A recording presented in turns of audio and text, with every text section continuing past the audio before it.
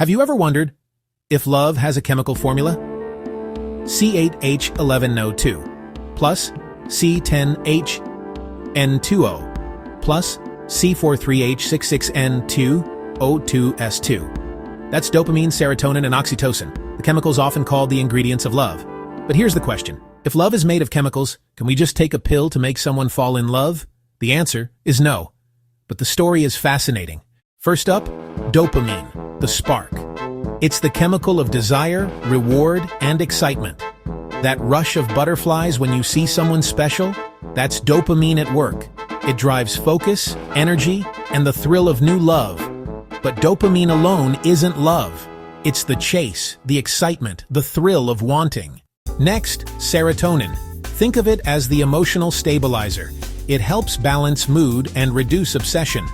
In the early stage of love, serotonin levels shift, sometimes making us think about someone constantly. Over time, serotonin helps turn obsession into calm, steady affection.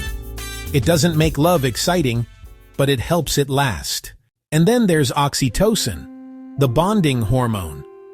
Released during hugs, touch, intimacy, and moments of trust, oxytocin strengthens connection.